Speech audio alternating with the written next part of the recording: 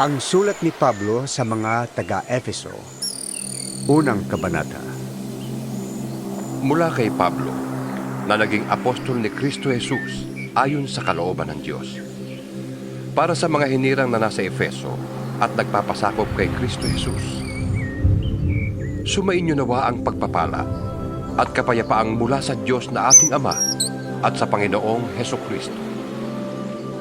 Purihin ang Diyos at Ama ng ating Panginoong Hesukristo. Pinagkalooban niya tayo ng lahat ng pagpapalang espiritual at makalangit dahil sa ating pakikipag-isa kay Kristo. Bago palikhain ang sanlibutan, ay hinirang na niya tayo upang maging Kanya sa pamamagitan ng ating pakikipag-isa kay Kristo. Upang tayo'y maging banal at walang kapintasan sa harap niya. Dahil sa pag-ibig ng Diyos, tayo'y Kanyang pinili upang maging anak niya sa pamamagitan ni Hesukristo. Iyan ang Kanyang layunin at kalooban. Purihin natin siya dahil sa Kanyang kahangahangang pagkalinga sa atin sa pamamagitan ng Kanyang minamahal na anak. Tinubos tayo ni Kristo sa pamamagitan ng Kanyang dugo at sa gayon ay pinatawad na ang ating mga kasalanan. Ganoong kadakila ang kagandahang loob na ibinigay niya sa atin. Sa pamamagitan ng Kanyang karunungan at kaalaman, ipinaunawa sa atin ng Diyos ang Kanyang lihim na layunin na isa sa katuparan sa pamamagitan ni Kristo pagdating ng takdang panahon. Ang layunin niyang ito ay pag-isahin ang lahat ng nilikha sa langit at sa lupa at si Kristo ang Pangulo. Dahil kay Kristo, kami naging bayan ng Diyos na siyang nagsagawa ng lahat ng bagay ayon sa Kanyang layunin at kalooban. Kami hinirang niya noong panguna para sa Kanyang ikararangal. Kaming mga unang umasa sa Kanya. Kayo man ay naging bayan ng Diyos matapos ninyong marinig ang salita ng katotohanan, ang magandang balita na nagdudulot ng kaligtasan. Sumampalataya kayo kay Kristo, kaya't ipinagkaloob sa inyo ang Espiritu Santo na ipinangako ng Diyos bilang tatak ng pagkahirang sa inyo. Ang Espiritu ang katibayan na makakamit natin ang mga pangako ng Diyos sa atin, hanggang kamtan natin ang lubos na kaligtasan. Purihin natin ang Kanyang kadakilaan. Kaya nga, mula nang mabalitaan ko ang tungkol sa inyong pananalig sa Panginoong Hesus at ang inyong pag-ibig sa lahat ng Kanyang hinirang, walang tigil ang pasasalamat ko sa Diyos para sa inyo tuwing ipinapanalangin ko kayo. Hinihiling ko sa Diyos ng ating Panginoong Hesukristo, ang maluwalhating Ama, na ipagkaloob niya sa inyo ang Espiritu na nagbibigay ng karunungan at nagpapahayag tungkol sa Diyos upang lubos niyo siyang makilala. Naway liwanagan ng Diyos ang inyong isip upang malaman ninyo kung ano ang inyong inaasahan sa Kanyang pagkatawag sa inyo. Kung ano ang kalwalhatiang inilaan niya para sa Kanyang mga banal. At kung ano ang di masukat na kapangyarihang kaloob niya sa atin na mga nananalig sa Kanya. Ang kapangyarihan ding yon ang muling bumuhay kay Kristo at nag-upo sa Kanya sa kanan ng Diyos sa kalangitan. Kaya't nasa ilalim ng kapangyarihan ni Kristo ang lahat ng paghahari, kapamahalaan, kapangyarihan at pamuluan sa kalangitan. Higit na dakila ang Kanyang pangalan kaysa sa lahat. Hindi lamang sa panahong ito, kundi maging sa darating. Ipinailalim ng Diyos sa kapangyarihan ng Kristo ang lahat ng bagay at ginawa siyang ulo ng Iglesia. Ang Iglesia ang katawan at kapuspusan ni Kristo na siya namang pumupuno sa lahat ng bagay. Ikalawang kabanata. Noong unay patay kayo dahil sa inyong mga pagsuway at mga kasalanan. Sinusunod ninyo noon ang masamang takbo ng mundong ito at napailalim kayo sa prinsipe ng kasamaan, ang espiritong nagahari sa mga taong ayaw pasakop sa Diyos. Ang totoo, tayong lahat ay dati ring namumuhay ayon sa ating laman at sumusunod sa masamang hilig ng katawan at pag-iisip. Kaya't sa ating likas na kalagayan, kabilang tayo sa mga taong kinagpupuotan ng Diyos.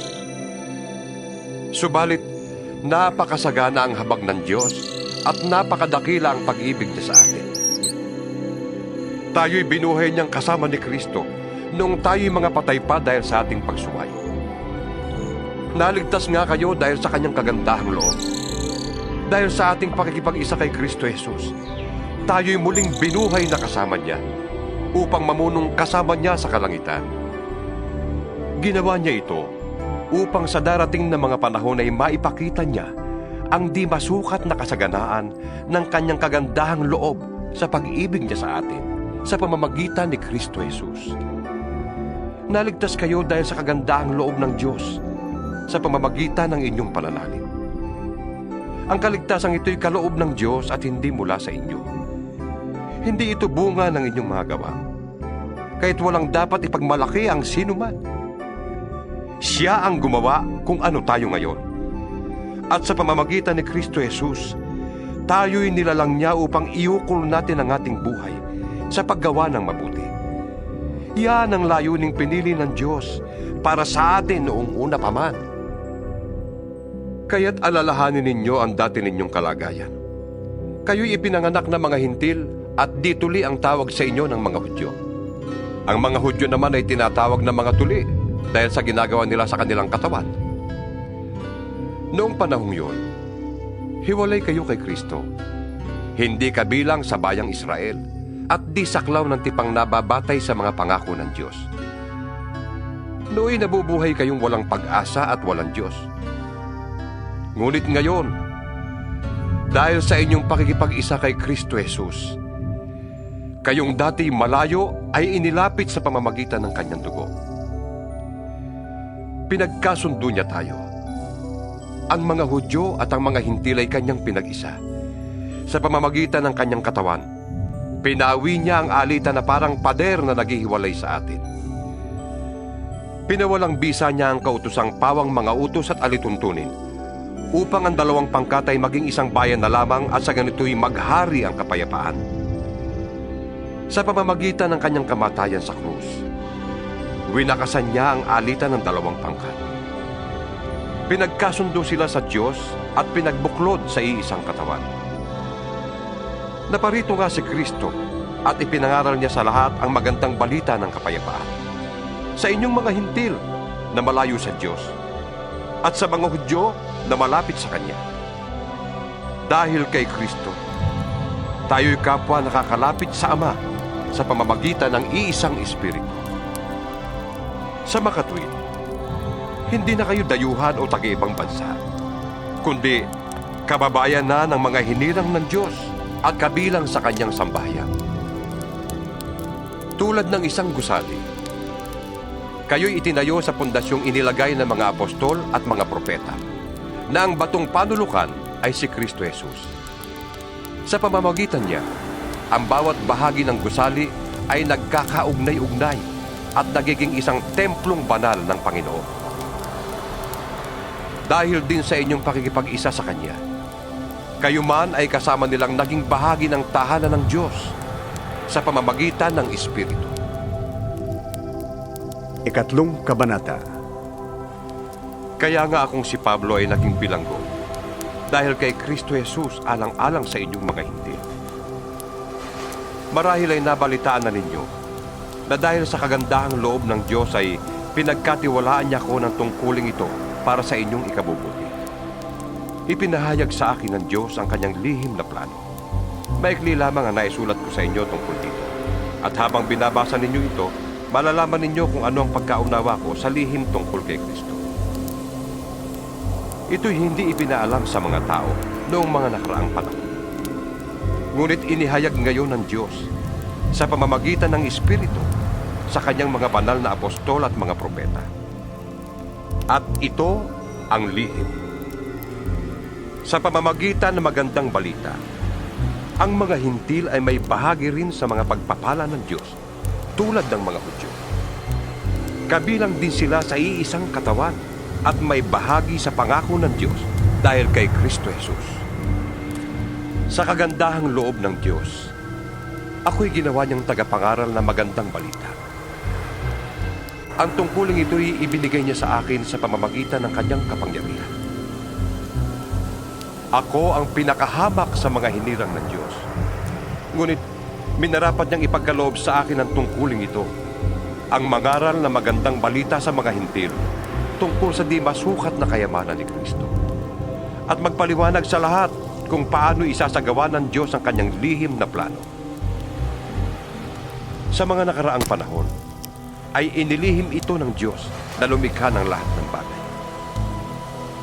Ginawa niya ito upang sa pamamagitan ng Iglesia ay maipakilala ngayon sa mga pinuno at mga may kapangyarihan sa sangkalangitan ang walang hanggang karunungan ng Diyos na naahayag sa iba't ibang paraan. Ito'y alinsunod sa kanyang layunin bago pa man likhain ang sanlibutan. Tinupad niya ang layunin ito sa pamamagitan ni Kristo Jesus na ating Panginoon. Dahil sa ating pakikipag-isa at pananalig sa Kanya, makakalapit tayo sa Diyos ng may pagtitiwala at panatagang loob. Kaya't hinihiling ko sa inyo na huwag kayong masisiraan ng loob dahil sa mga kahirapang tinitiis ko alang-alang sa inyo, sapagkat ito'y para sa inyong ikararangal. Dahil dito, ako'y lumuluhod sa Ama na siyang pinagmula ng bawat sambahayan sa langit at sa lupa.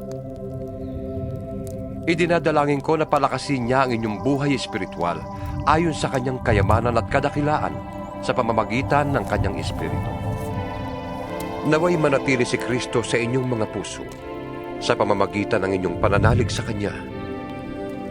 Dalangin ko na ang lahat ng inyong gawain ay nag-uugat sa pag-ibig upang maunawaan ninyo kasama ng mga hinirang ng Diyos kung gaano kalawak, kahaba, kataas, at kalalim ang kanyang pag-ibig. At naway malaman ninyo ang pag-ibig ni Kristo na hindi kayang abutin ng pag-iisip upang kayo'y lubos na matulad sa Diyos. Sa Kanya na makakagawa ng higit pa kaysa maaari nating hilingin at isipin. Sa pamamagitan ng kanyang kapangyarihang nagahari sa atin. Sa Kanya ang kalwalhatian sa pamamagitan ng Iglesia at ni Kristo Jesus magpakailanman. Amen. Ika-4 na kabanata. Kaya't ako na isang bilanggo dahil sa Panginoon ay nakikiusap sa inyo na mamuhay kayo gaya ng nararapat sa mga tinawag ng Diyos. Kayo'y maging mapagpakumbaba, malumanay at matyaga. Magmahalang kayo at magpasensya sa isa't isa. Sikapin ninyong mapanatili ang pagkakaisa na kaloob ng Espiritu sa pamamagitan ng pamumuhay sa kapayapaan bilang magkakapatid. Iisa lamang ang katawan. Iisa rin ang Espiritu. Tayo ay tinawag din sa iisang pag-asa. Tayo'y may iisang Panginoon lamang. Iisang pananampalataya at iisang bautismo. Iisang Diyos at Ama nating lahat. Siya ay higit sa lahat. Kumikilo sa lahat at nananatili sa lahat. Ang bawat isa sa atin nakatanggap ng tanging kaloob ayon sa sukat na ibinigay ni Kristo. Ganito ang sinasabi ng kasulatan. Nang umakyat siya sa kalangitan, nagdala siya ng maraming bihag at nagbigay ng mga kaloob sa mga tao. Ano ang ibig sabihin ng umakyat siya? Ang ibig sabihin niya ay bumaba muna siya sa lupa. Ang bumaba ay siya rin namang umakyat sa kataas-taasan ng kalangitan upang mapuno ng kanyang presensya ang lahat ng nilikha. At binigyan niya ang ilan ng kaloob upang maging mga apostol. Ang iba na may mga propeta, ang iba'y ibanghilista, at ang iba'y pastor at guro. Ginawa niya ito upang ihanda sa paglilingkod ang lahat ng hinirang para sa ikatitibay ng kanyang iglesia hanggang makamta natin ang iisang pananampalataya at pagkakilala sa anak ng Diyos at maging ganap ang ating pagkatao ayon sa pagiging ganap ni Kristo. Hindi na tayo magiging tulad sa mga batang madaling matangay ng sari-saring aral. Hindi na tayo maililigaw ng mga taong ang hangad ay dalhin tayo sa kamalian sa pamamagitan ng kanilang katusuhan at panlilinlang. Sa halip, sa pamamagitan ng pagsasalita ng katotohanan sa diwa ng pag-ibig, tayo'y dapat na maging lubos na katulad ni Kristo na siyang ulo nating lahat. Sa pamamagitan niya, ang mga bahaging pinag-ugnay-ugnay ng kasukasuan ay magiging isang katawan. At kung maayos na gumaganap ng tungkulin ng bawat bahagi, ang buong katawan ay lalaki at lalakas sa pamamagitan ng pag-ibig. Sa ngalan ng Panginoon, ito ang sinasabi ko sa inyo. Huwag na kayong mamuhay na gaya ng mga walang pananampalataya sa Diyos. Walang kabuluhan ang kanilang iniisip at wala silang pangunawa. Dahil sa kanilang kamangmangan at katigasan ng ulo, wala silang bahagi sa buhay na kaloob ng Diyos. Sila'y naging alipin ng kahalayan at wala ng kahihiyan, konti man lamang. Wala silang inaatupag kundi pawang kalaswaan. Hindi ganyan ang natutuhan ninyo tungkol kay Kristo. Napakinggan na ninyo ang aral ni Jesus at natutuhan na ninyo ang katotohanan ng nasa Kanya. Iwanan ninyo ang dating pamumuhay. Hubarin na ninyo ang inyong dating pagkatao na napapahamak dahil sa masasamang nasa. Magbago na kayo ng diwa at pag-iisip. At ang dapat na isuot ninyo'y ang bagong pagkatao na nilikhang kalarawan ng Diyos at nahahayag sa matuwid at banal na pamumuhay ayon sa katotohanan. Dahil dito, itakwil na natin ang pagsisinungaling at tayong lahat ay magsabi ng totoo sa isa't isa sapagkat tayo'y bahagi ng iisang katawan. Kung magagalit man kayo, iwasan ninyo ang kayo'y magkasala. Huwag ninyong patagalin ang inyong galit. Huwag ninyong bigyan ng pagkakataon ng dyablo. Ang magnanakaw ay huwag nang magnakaw. Sa halip, maghanap siya ng marangal na ikabubuhay para makatulong sa mga nangangailangan. Huwag kayong gumamit ng masasamang salita. Lagi ninyong sikapin na ang pangungusap ninyo'y makakabuti at angkop sa pagkakataon upang pakinabangan ng mga makakarinig. At huwag ninyong dulutan ng sama ng loob ang banal na Espiritu ng Diyos, sapagkat siya ang tatak ng Diyos sa inyo, ang katibayan na kayo'y tutubusin pagdating ng taktang araw. Alisin na ninyo ang lahat ng sama ng loob, poot at galit. Huwag na kayong mambubulyaw, manlalait at mananakit ng damdamin ng kapwa. Sa halip, maging mabait kayo at maawain. Magpatawad kayo sa isa't isa, tulad ng pagpapatawad sa inyo ng Diyos dahil kay Kristo. Ikalimang kabanata. Yamang kayo'y mga anak na minamahal ng Diyos. Tularan niyo siya. Mamuhay kayong puno ng pag-ibig tulad ni Kristo. Dahil sa kanyang pag-ibig sa atin, inialay niya ang kanyang buhay bilang mabangong alay at handog sa Diyos. Kayo'y mga hinirang ng Diyos, kaya't hindi dapat mabanggit man lamang na kayo'y nakikiapid o gumagawa ng anumang uri ng kahalayan o pag-iimbot. Huwag din kayong gagamit ng anumang malaswa o walang kabuluhang pananalita at pagbibirong di nararapat. Sa halip, magpasalamat kayo sa Diyos. Alam na ninyong walang bahagi sa kaharian ni Kristo at ng Diyos ang taong nakikiapid, mahalay, o sakim, sapagkat ang kasakiman ay isang uri ng pagsamba sa Diyos-Diyusan.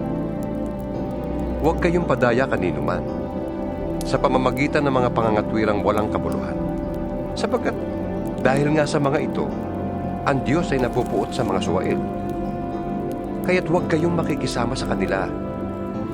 Dati, kayo'y nasa kadiliman, ngunit ngayon nasa kaliwanagan na, sapagkat kayo'y nasa Panginoon. Mamuhay kayo ngayon ng nararapat sa mga taong nasa liwanag, sapagkat pawang mabuti, matuwid at totoo ang ginagawa ng namumuhay sa liwanag. Pag-aralan ninyo kung anong kalugod-lugod sa Panginoon. Huwag kayong makikisama sa mga taong gumagawa ng mga bagay na walang ibinubungang kabutihan. Sa halip, ay ibunyag ninyo ang mga iyon. Kahiya-hiyang mabanggit man lamang ang mga bagay na iyon na ginagawa nila ng lihim. Ang lahat ng nalalantad sa liwanag ay nakikilala kung ano talaga iyon, at nalalantad ang lahat dahil sa liwanag. Kaya't sinasabi, gumising ka, ikaw na natutulog. Bumangon ka mula sa mga patay, at liliwanagan ka ni Kristo. Kaya't mag-ingat kayo kung paano kayo namumuhay. Mamuhay kayong tulad ng matatalino at di tulad ng mga mangmang. Samantalahin ninyo ang bawat pagkakataon na kayo'y makagawa ng mabuti, sapagkat punong-puno ng kasamaan ang daigdig ngayon. Huwag kayong maging hangal.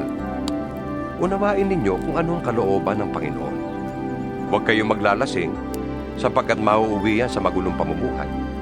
Sa halip ay dapat kayong mapuspos ng Espiritu. Mag-awitan kayo ng mga salmo, mga himno, at mga awiting espiritual. Buong puso kayong umawit at magpuri sa Panginoon. Lagi kayong magpasalamat sa Diyos na ating Ama dahil sa lahat ng bagay, sa pangalan ng ating Panginoong Hesukristo. Pasakop kayo sa isa't isa bilang tanda ng inyong paggalang kay Kristo. Mga babae, pasakop kayo sa inyong asawa, tulad ng pagpapasakop ninyo sa Panginoon. Sapagkat ang lalaki, ang ulo ng kanyang asawa, tulad ni Kristo na siyang ulo ng iglesia na kanyang katawan at siyang tagapagligtas nito. Kung paanong nasasakop ni Kristo ang iglesia, gayon din naman, ang mga babae ay dapat pasakop ng lubusan sa kanilang asawa. Mga lalaki, ibigin ninyo ang inyong asawa na gaya ng pag-ibig ni Kristo sa iglesia. Inihandog niya ang kanyang buhay para sa iglesia upang ialay ito sa Diyos, matapos linisin sa pamamagitan ng tubig at ng salita. Ginawa niya ito upang ang iglesia ay maiharap niya sa kanyang sarili na maganda, banal, walang kapintasan, batik o kulubot man. Gayon din naman, dapat mahalin ng mga lalaki ang kanilang asawa tulad ng sarili nilang katawan. Ang lalaking nagmamahal sa kanyang asawa ay nagmamahal sa kanyang sarili. Walang taong namumuhi sa sarili niyang katawan. Sa halip, ito'y pinapakain at inaalagaan, tulad ng ginagawa ni Kristo sa iglesia. Tayo nga'y mga bahagi ng kanyang katawan, gaya ng sinasabi sa kasulatan. Iiwan ng lalaki ang kanyang ama't ina, at magsasama sila ng kanyang asawa, at sila'y magiging isa. Isang malalim na katotohanan ang inihahayag nito. At para sa akin, ang tinutukoy nito ay ang kaugnayan ni Kristo sa iglesia. Kaya't kayong mga lalaki, mahalin ninyo ang inyong asawa gaya ng inyong sarili. Mga babae, igalang naman ninyo ang inyong asawa. Ika-6 na kabanata. Mga anak, sundin ninyo ang inyong mga magulang, alang-alang sa Panginoon, sapagkat ito ang nararapat. Igalang mo ang iyong ama at ina.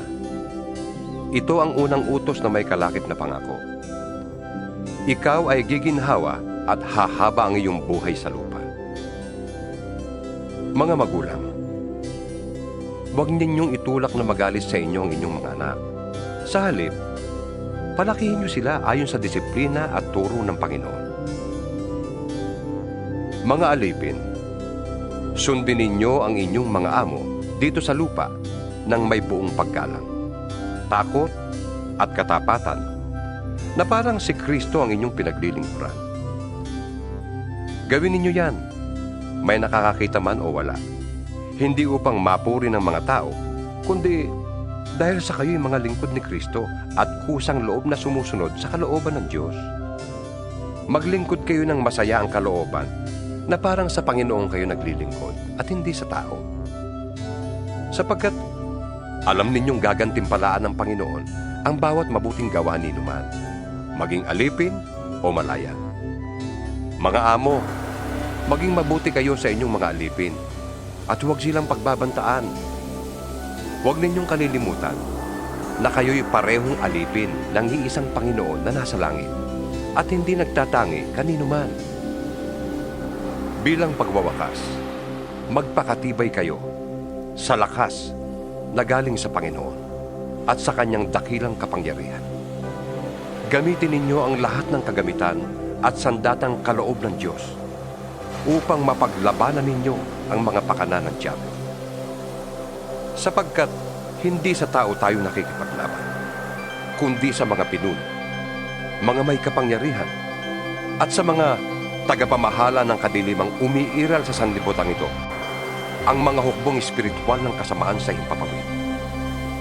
Kaya't isuot ninyo ang kasuotang pandigma na mula sa Diyos. Sa gayon, makakalaban kayo kapag dumating ang masamang araw na sumalakay ang kaaway, upang pagkatapos ng labanan ay matatag pa rin kayong nakatayo.